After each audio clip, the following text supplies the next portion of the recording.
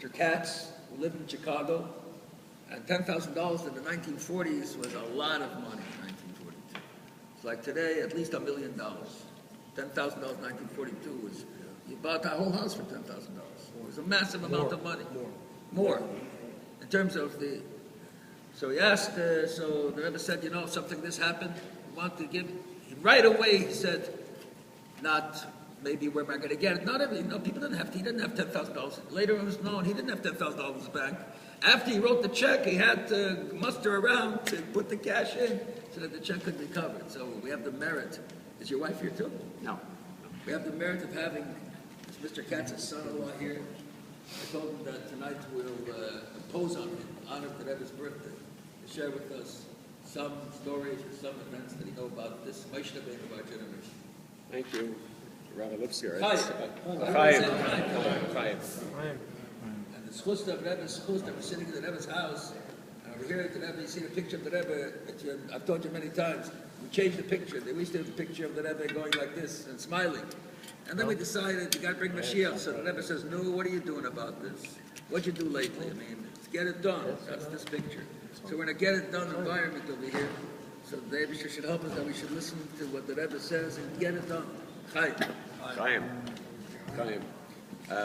I'm Marty Jacobs. I live in Bal Harbor and also in Silver Spring, Maryland, and have known Rabbi Lipsker for a good while, past few years.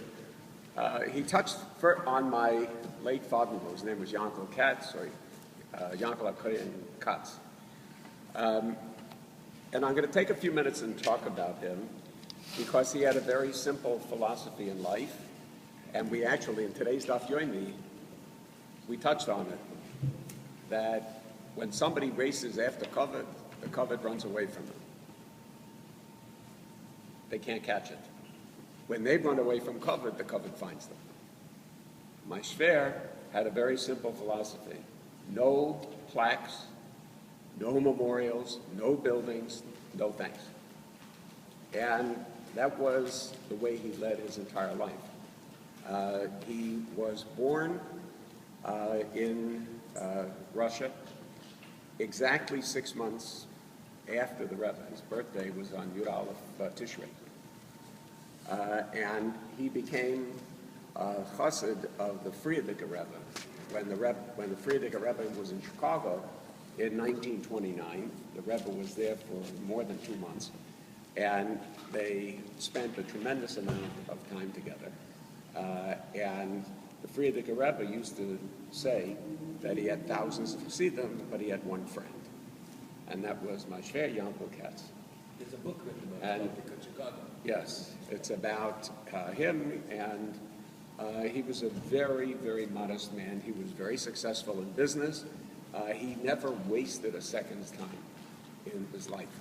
He slept 4 hours a night. I mean, literally 4 hours a night. We hear people that, and the rest of the time he was working or learning, or both. He would work for the sake. In any event, I had the privilege of meeting the Rebbe a good number of times because of my shver. To say that I would ever happen to me other than that, I doubt it, although in life anything is possible. We never can quantify these things. But my shver never talked about most of his experiences, but he did talk about the experience that you mentioned of the acquisition of 770. He was very involved in bringing in the Rebbe's coming to America in 1941. He basically posted the money that was necessary to guarantee that he wouldn't be a burden on the U.S. government.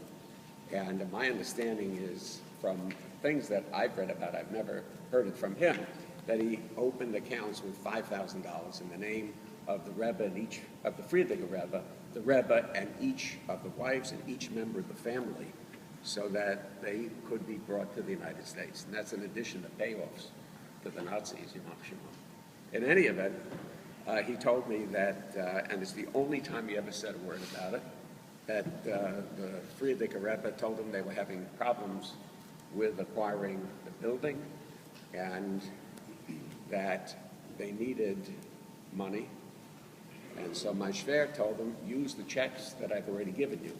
He gave the Frierdiker Rebbe checkbooks with checks signed and no amounts. And the Rebbe would fill in the amount of the checks of what he needed. And the Rebbe told him, no, it was a different kind of an adava, and that he needed that money separately.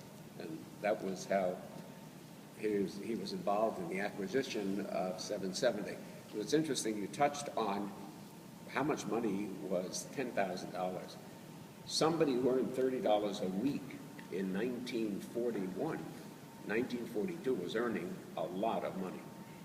So if you think about it in those terms, he was not a gadol like we have today. Baruch Hashem, we have people that have tremendous wealth.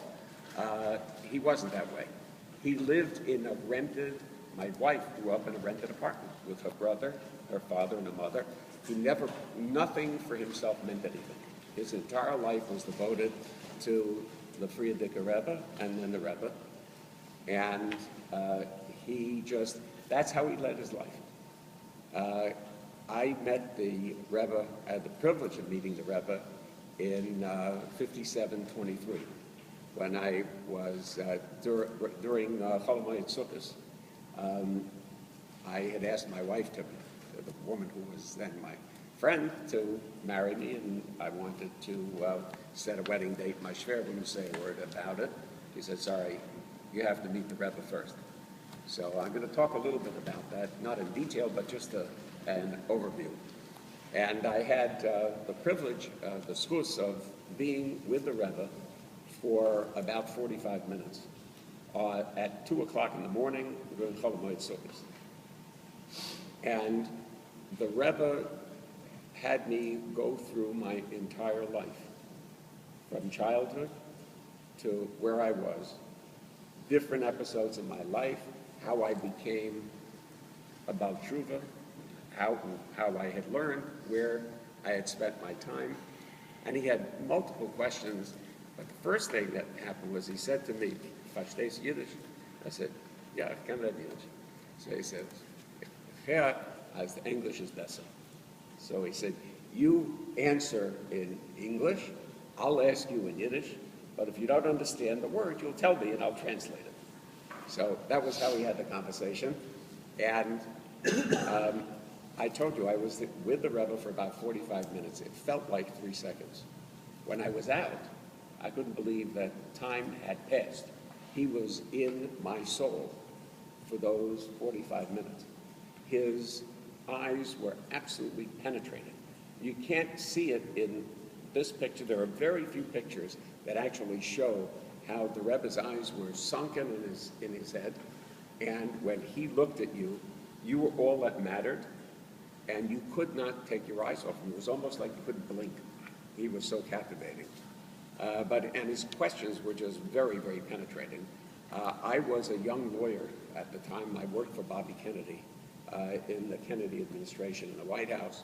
I was in the Justice Department, and the Rebbe went through in tremendous detail the work that I was doing. He wanted to understand it.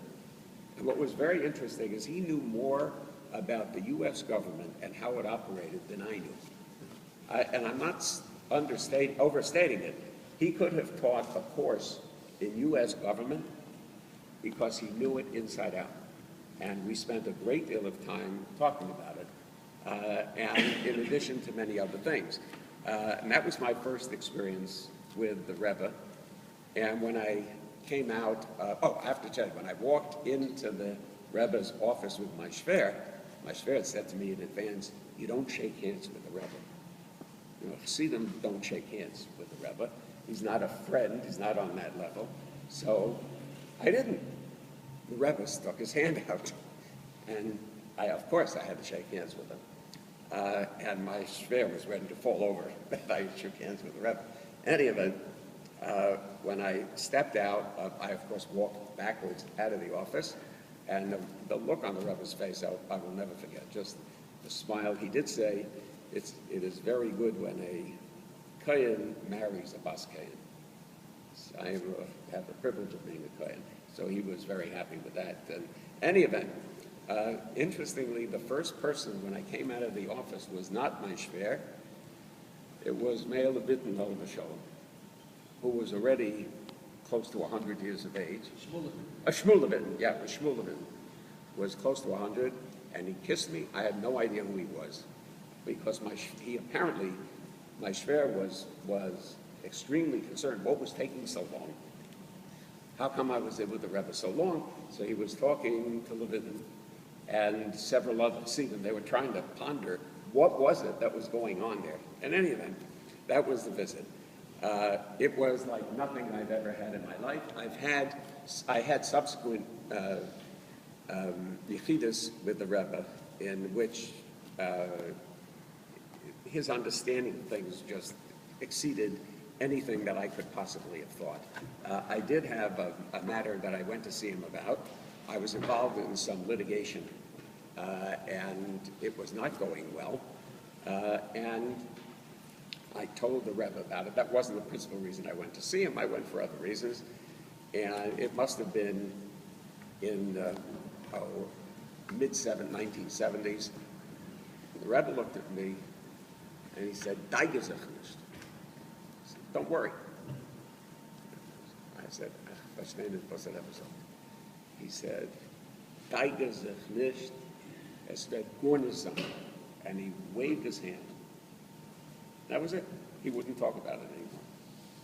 Shmuel Kaplan, who was the shaliach in Maryland,